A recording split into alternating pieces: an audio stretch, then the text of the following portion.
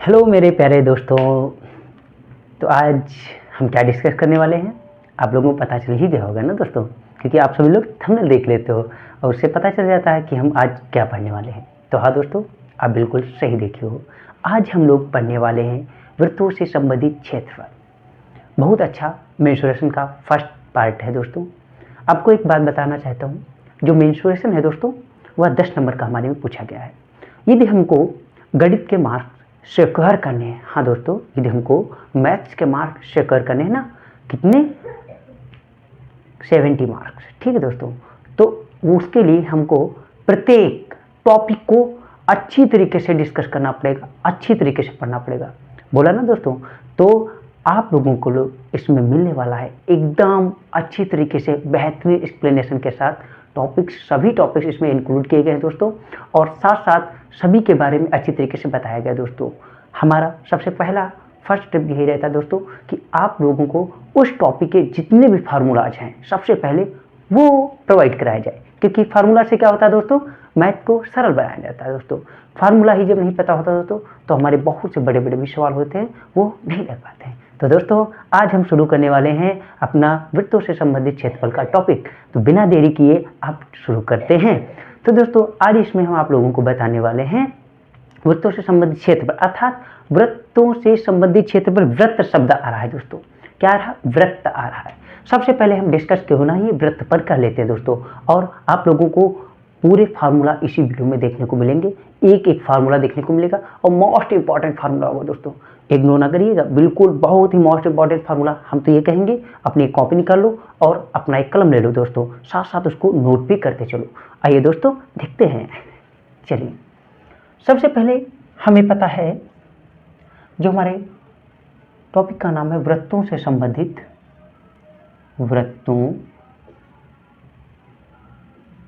से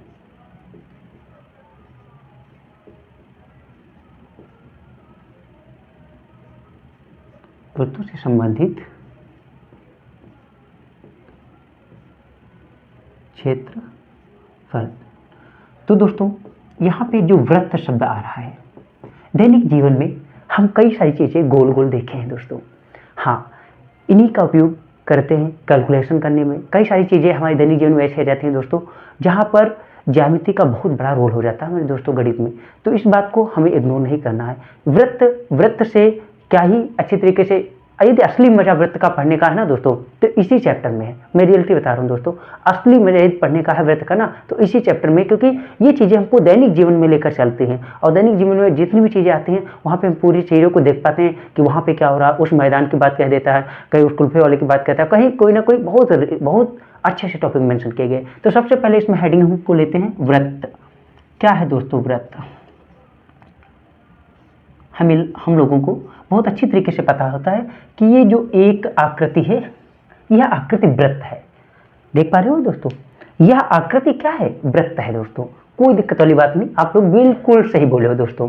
यह आकृति जब वृत्त है तो वृत्त का क्या होता है, एक होता है केंद्र, इसे दोस्तों क्या बोलते हैं, यह है केंद्र। इसको हम रिप्रेजेंट कर लिए हैं दोस्तों ओ, यहाँ पे लिख भी लेते हैं थोड़ा ध्यान देने के लिए दोस्तों। ओ इक्वल टू क्या है हमारा, केंद्र। O इक्वल टू क्या है हमारा दोस्तों, केंद्र है, ठीक है। अच्छा, इसके साथ साथ में एक दोस्तों क्या होती है इसमें इसकी त्रिज्या भी होती है दोस्तों। मान लिया ओ ए इज इक्वल टू क्या है हमारी दोस्तों, त्रिज्या, अर्थात रेडियस, सेंटर, और ये क्या हो गई दोस्तों, रेडियस, ठीक है दोस्तों। इसके पश्चात इसमें डाया होता है दोस्तों, क्या होता है, डाया होता है, पी क्यू, इसे क्या बोलते हैं दोस्तों, व्यास, यानी कि डाया। इस बात को अच्छी तरीके से समझ रहे होंगे दोस्तों। ये हो गया हमारा डाया। साथ साथ में दोस्तों एक इसमें जीवा होती है, कॉर्ड। देखते हैं कुछ इस तरीके से दोस्तों, एम एन इक्वल टू क्या हो गया दोस्तों, जीवा, CHO और D, ये हमारी हो गई दोस्तों जीवा। इस चीज को हम समझ पाए हैं, ये हमारा एक सेंटर है, और इसको क्या कहते हैं, सर्कमफेरेंस, यानी परिधि। ये हमारी क्या है पूरी, इसको हम कहते हैं दोस्तों परिधि। परिधि। ये तो बेसिक डिटेल्स थी हमारे वृत्त के बारे में दोस्तों। अब हम आपको बताने वाले इसके रिलेटेड कुछ इंपॉर्टेंट फार्मूला दोस्तों। तो देखते हैं सबसे पहले क्या होता है वृत्त का क्षेत्रफल। क्या होता है दोस्तों? वृत्त का क्षेत्रफल जो होता है दोस्तों क्या होता है, देखते हैं दोस्तों। वृत्त का जो क्षेत्रफल होता है वह होता है पाई आर स्क्वायर। क्या होता है दोस्तों? पाई आर स्क्वायर। समझ गए ना दोस्तों? वृत्त का क्षेत्रफल होता है पाई आर स्क्वायर। अच्छा, दूसरी बात क्या होती है दोस्तों? वृत्त का परिमाप अर्थात पेरीमीटर। दोस्तों हमको पता है वृत्त का परिमाप तो वही होगा ना। परिमाप कोई भी ऐसी चीज जिसका चारों ओर से जो घिरा हुआ है, जो बाउंड्री लाइन जिसे हम बोलते हैं, वह उसका क्या कहलाता है? परिमाप कहलाता है दोस्तों। तो हमको बिल्कुल भी इस बात को इग्नोर नहीं करना है कि परिमाप किसे कहते हैं, हमको पता चल गया है। अर्थात जो पूरी बाउंड्री लाइन आउटर लाइन है दोस्तों, वह उसका पूरा परिमाप कहलाता है। तो इसमें हमारा आउटर लाइन ये है पूरा दोस्तों। तो इसका परिमाप जो होता है वह कुछ इस फार्मूले से देखा गया है दोस्तों, 2 पाई आर। वृत्त का परिमाप बराबर होता है 2 पाई आर। दोस्तों एक बात और आपको अच्छी तरीके से हम बताना चाहते हैं, हमारा व्यास और जीवा का जो है संबंध कुछ इस प्रकार से होता है। जो त्रिज्या होती है दोस्तों r इक्वल टू वो होती है d/2। अर्थात कहने का मतलब जो है r जो है ये रेडियस हो गई और d दोस्तों क्या हो गया? हमारा व्यास अर्थात डाया हो गया। तो यह डाया का आधा जो होता है वो क्या होता है? त्रिज्या होती है दोस्तों। तो यहाँ पे यदि हम d की वैल्यू पुट कर देते हैं r की जगह पे दोस्तों, थोड़ा डिस्कस करने का पॉइंट है यहाँ पे। r की जगह पे हम d/2 रख लिए दोस्तों स्क्वायर। यहाँ पे थोड़ा d बना लेते हैं अच्छी तरीके से। ये हमारा हो गया दोस्तों d। ठीक है, तो यह कुछ हमको फार्मूला इस प्रकार से देखने को मिलता है, पाई d²/4। घबराना नहीं दोस्तों, इसको भी अच्छी तरीके से समझ के चलना है। हम तुमको डाया से रिलेटेड करके इसका फार्मूला बताए हैं कि वृत्त का क्षेत्रफल त्रिज्या के फार्मूले इसी को ज़्यादातर यूज करते हैं दोस्तों। बशर्ते इस बात को समझ लेते हैं। तो समझने में क्या जाता है दोस्तों ना, समझ लेते हैं तो हमारे लिए काम ही आ जाएगा। कोई को भी हम पूछ सकते हैं अच्छी तरीके से कि डाया के फॉर्म में उसका एरिया बताइएगा ना, मजा आएगा दोस्तों। फिर देखते हैं क्या है 2 पाई आर। आर की जगह पे हम क्या डालेंगे दोस्तों? d/2। तो अर्थात यहाँ से 2 से 2 कैंसिल, तो पाई d हो गया। पाई d क्या है दोस्तों? यह है वृत्त का परिमाप डाया के फॉर्म में। हाँ दोस्तों, इसमें इतनी ही बात थी। अब हम लेकर चलते हैं वृत्त से और चीजें रिलेट करके। चलो भाई, वृत्त को पहले क्या करते हैं? इसका पोस्टमार्टम करते हैं। हालांकि दोस्तों पोस्टमार्टम नहीं करने वाले हैं, बशर्ते आपको एक अच्छी बात बताने वाले हैं। वृत्तों का त्रिज्य खंड। दोस्तों वृत्तों का त्रिज्य खंड, हाँ दोस्तों थोड़ा यहाँ पे देख लेते हैं। यह हमारा क्या हो गया? वृत्त। यह उसका हो गया केंद्र और ये हो गई वृत्त की भैया त्रिज्या। ये क्या हो गई? वृत्त की त्रिज्या दोस्तों। इसको हम नामकरण कर दिए a, इसको कर दिए b और ये क्या हो गया हमारा? o। ठीक दोस्तों, हमें कुछ पता चला होगा। यह छोटा भाग है दोस्तों, समझ पा रहे ना? यह छोटा भाग है, यह क्या है? बड़ा भाग है। कोई दिक्कत वाली बात नहीं है। यह हो गया भैया दीर्घ त्रिज्य खंड। यदि यह न दिख पा रहा हो तो उसको हम बोल दे रहे हैं दोस्तों, दीर्घ त्रिज्य खंड। और यह हो गया लघु त्रिज्य खंड। यह हो गया लघु त्रिज्य खंड, यह हो गया दीर्घ त्रिज्य खंड। दोस्तों बहुत अच्छी तरीके से समझने वाले हैं।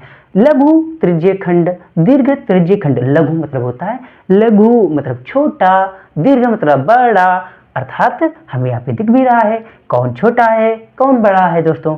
तो बात को हम यहाँ पे समझ लिए हैं, लघु त्रिज्य खंड और दीर्घ त्रिज्य खंड।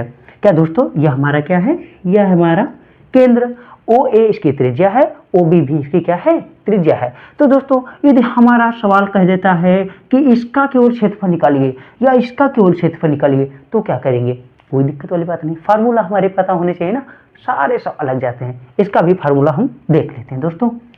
क्या इसका फार्मूला होता है? फर्स्ट फार्मूला होता है त्रिज्य खंड का क्षेत्रफल। दोस्तों त्रिज्य खंड का क्षेत्रफल क्या होता है, यहां से हम नोट कर लेते हैं। त्रिज्य खंड का जो क्षेत्रफल होता है थीटा बटे 360 गुणे पाई आर स्क्वायर। ये हमारा हो गया किसका? त्रिज्य खंड का क्षेत्रफल। अब बड़ा वाला पूछा जाए तो बड़े वाला का निकालेंगे, और किसका पूछा जाएगा? ये छोटे वाले का पूछा जाएगा तो छोटे वाले का निकालेंगे। त्रिज्या तो हमें पता ही रहती है दोस्तों। पाई का मान तो ऑलरेडी हमको पता रहता है। पाई का मान कितना होता है? 22/7। और दोस्तों क्या हो जाता है? 3.14 भी रहता है। ये हमारे पाई के मान होते हैं दोस्तों। इस बात को इग्नोर नहीं कर सकते ना दोस्तों। तो त्रिज्य खंड का क्षेत्रफल कुछ इस प्रकार से इसका फार्मूला होता है थीटा बटे 360 गुणे पाई आर स्क्वायर। दोस्तों यदि हम यह बात कहें यहाँ पे थीटा क्या है, तो थीटा दोस्तों देखो ये वाला क्या है? एंगल थीटा, यानी कि कितना उसका झुकाव है वह उसका क्या हो जाता है? थीटा हो जाता है दोस्तों। ठीक है। 360 डिग्री का मकसद क्या होता है? अरे ये दोस्तों आप लोगों को पता है ना कि जब पूरा सर्किल जो है ना, वो पूरा जब सर्किल होता है वो उसका वृत्त पे एंगल कितना बनता है? 360 डिग्री बनता है भाई। जब 360 डिग्री पूरा घुमाएंगे तभी जाके तो हमारा सर्किल बनेगा ना दोस्तों। तो इस बात को बिल्कुल भूलना नहीं है ना। अब ये हो गया त्रिज्य खंड का क्षेत्रफल। अब दोस्तों हम निकाल, तो दोस्तों इतनी बात को हम अच्छी तरीके से समझ चुके हैं। त्रिज्य खंड का क्षेत्रफल हमको आराम से पता चल गया दोस्तों। अब बात हम करते हैं कुछ और अच्छी बात देखते हैं दोस्तों। यह जो लघु त्रिज्य खंड है क्या है दोस्तों? यह लघु त्रिज्य खंड है। इसको हम जो साइडेड करने वाले दोस्तों, इसमें ए बी क्या है दोस्तों? ये चाप है। ए बी क्या है दोस्तों? ये चाप है। यह त्रिज्या हो गई दोस्तों, या थीटा हो गया हमारा एंगल। अब ये जो चाप है, यानी कि ये जो है हमारी क्या है? चाप है एल, यहाँ से लेकर यहाँ तक ये दोस्तों एल। अर्थात जब हमारी चाप की लंबाई पूछी जाएगी दोस्तों तो हम कैसे फार्मूला निकालेंगे? तो यहाँ पे लिख लेते हैं दोस्तों त्रिज्य खंड के चाप की लंबाई। क्या कर लेते हैं दोस्तों? लिख लेते हैं त्रिज्य खंड के चाप की लंबाई। दोस्तों क्या हो गया?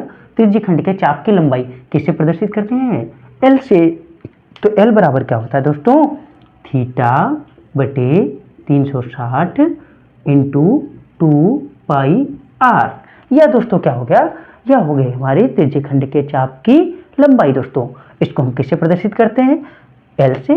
थीटा बटे 360 2 पाई आर। ये दोस्तों सारे फार्मूला अपने कॉपी पे नोट कर लीजिएगा और याद भी रखिएगा। नोट करने से काम भी चलने वाला, जब तक याद नहीं करोगे तब तक के लिए क्या हो जाएगा? याद ही नहीं रहा तो भाई सवाल कैसे लगेंगे ना। तो जाहिर सी बात है हमें पता चल गया त्रिज्य खंड के चाप की लंबाई। दोस्तों ये चाप शब्द नहीं समझ में आ रहा है तो थोड़ा ध्यान दीजिएगा।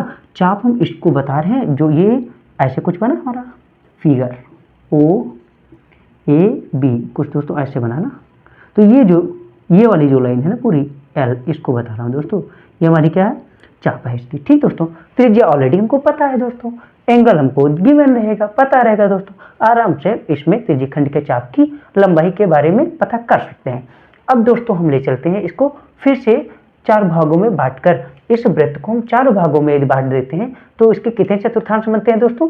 4 चतुर्थांश बनते हैं। तो क्यों ना हम चतुर्थांश के बारे में डिस्कस कर लेते हैं दोस्तों। तो थोड़ी देर के लिए आप लोगों को बस जस्ट अभी बता रहा हूं दोस्तों।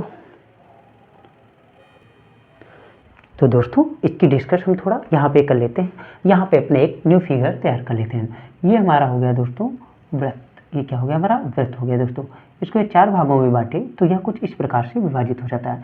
इसके 4 चतुर्थांश हो गए। एक दोस्तों ये वाला हमारा चतुर्थांश। इस वाले चतुर्थांश को हम क्या करते हैं? ले लेते हैं।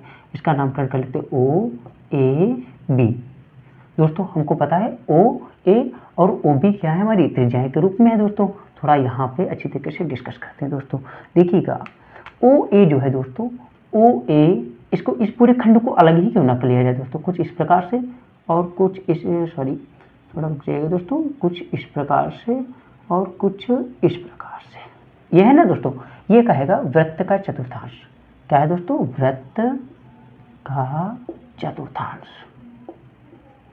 चतुर्थांश यह वृत्त का है दोस्तों चतुर्थांश ओ ए बी। ठीक है। अब बताइएगा इसका हमको क्षेत्रफल जब दोस्तों निकालना रहता है तो वृत्त के चतुर्थांश का क्षेत्रफल दोस्तों यहाँ पे कह सकते हो चतुर्थांश का क्षेत्रफल जो होता है दोस्तों, चतुर्थांश का जो क्षेत्रफल होता है दोस्तों वो कितना होगा, हमें पता है ना वृत्त का क्षेत्रफल दोस्तों कितना होता है, वृत्त का क्षेत्रफल होता है पाई आर स्क्वायर। तो यह चौथाई भाग है, यह वृत्त का कौन सा भाग है, चौथाई भाग है।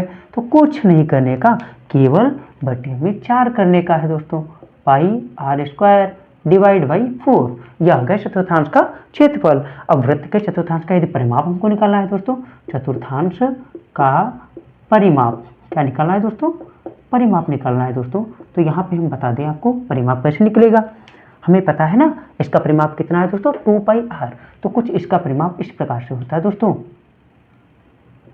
पाई बाई 2 प्लस 2r। हाँ दोस्तों pi by 2 plus 2r pi r. तो दोस्तों चतुर्थांश का जो क्षेत्रफल हो गया वह पाई आर स्क्वायर बाई 4, और इसके बाद चतुर्थांश का जो परिमाप हो गया दोस्तों वह चतुर्थांश का परिमाप हो गया पाई आर बाई 2 प्लस 2r। दोस्तों अच्छी तरीके से आप लोग देख पा रहे होंगे, हमें लगता है, उम्मीद है दोस्तों। ये हमारा क्या है, चतुर्थांश का परिमाप है दोस्तों, और यह क्या है, वृत्त का क्षेत्रफल है, चतुर्थांश का क्षेत्रफल है। चतुर्थांश का क्षेत्रफल जो है दोस्तों क्या है, पाई आर स्क्वायर बाई 4। यहाँ पे दोस्तों थोड़ा लाइट लग रही है, इसीलिए हमने सोचा यहाँ पे लिखेंगे तो आपको अच्छी तरीके से नहीं दिखाई देगा। अच्छा दोस्तों, कुछ लोग कह रहे हैं सर हमें ये दीर्घ त्रिज्यीय खंड का क्षेत्रफल निकालना होगा, तो आप क्या करेंगे, कुछ दिक्कत वाली बात नहीं दोस्तों। हमें दीर्घ त्रिज्यीय खंड का जब क्षेत्रफल निकालना होगा तो देखो क्या करना है, जैसे हमें दीर्घ त्रिज्यीय खंड का क्षेत्रफल निकालना है, त्रिज्यीय खंड का क्षेत्रफल निकालना है दोस्तों, तो कैसे निकालेंगे, वृत्त का क्षेत्रफल। भाई पूरा वृत्त का क्षेत्रफल में से यदि इतना हम गायब कर दें तो हमारे पास दीर्घ वाला बच जाएगा ना। तो वृत्त का क्षेत्रफल यानी कि पाई आर स्क्वायर माइनस त्रिज्यीय खंड का, लघु त्रिज्यीय खंड का क्षेत्रफल। दोस्तों माइनस क्या हो जाएगा, लघु त्रिज्यीय खंड का, लघु त्रिज्यीय खंड का एरिया। ठीक है दोस्तों, इस बात को भी अच्छी तरीके से नोट कर लीजिएगा। दीर्घ त्रिज्यीय खंड का क्षेत्रफल बराबर पाई आर स्क्वायर माइनस लघु त्रिज्यीय खंड का क्षेत्रफल। अच्छा दोस्तों, कोई डिस्कस कर दे भाई मुझे लघु त्रिज्यीय खंड का क्षेत्रफल चाहिए, हाँ ये भी पता चल जाएगा, हम कर लेंगे लघु त्रिज्यीय खंड का क्षेत्रफल बराबर पाई आर स्क्वायर माइनस दीर्घ त्रिज्यीय खंड का क्षेत्रफल। जब हमको किसको पता करना है, लघु को पता करना है, तो इस बात को लेकर हम अच्छी तरीके से डिस्कस कर चुके होंगे। तो दोस्तों आप लोगों को अच्छी तरीके से यह समझ में आया होगा। अब करने वाले हैं इसमें कुछ हम इम्पॉर्टेंट सवाल। तो दोस्तों अब आप लोगों के लिए मैं ला रहा हूँ नेक्स्ट वीडियो। तो नेक्स्ट वीडियो में आप लोगों को मिलने वाले बहुत ही बेहतरीन सवाल दोस्तों, बिल्कुल देखना न भूलिएगा। इसके लिए क्या करें, आप हमारे चैनल को फटाफट सब्सक्राइब कर लें और इस वीडियो को बिना लाइक किए नहीं जाइएगा, क्योंकि दोस्तों यह वीडियो आप लोगों के लिए मुझे लगता है बहुत ही अच्छी बनी होगी दोस्तों। तो आप लोग क्या करें, फटाफट चैनल को सब्सक्राइब कर लें, इसलिए क्योंकि वह आप तक वीडियो पहुँच सके। बेल आइकन को भी प्रेस कर लें ताकि नोटिफिकेशन आपके पास पहुंच जाएगी, आप लोग देख पाएंगे बहुत ही मोस्ट इंपॉर्टेंट सवाल, वो भी किससे, वृत्त से संबंधित, जो वृत्त से संबंधित क्षेत्रफल है इस टॉपिक से रिलेटेड। तो दोस्तों मिलते हैं नेक्स्ट वीडियो में, तब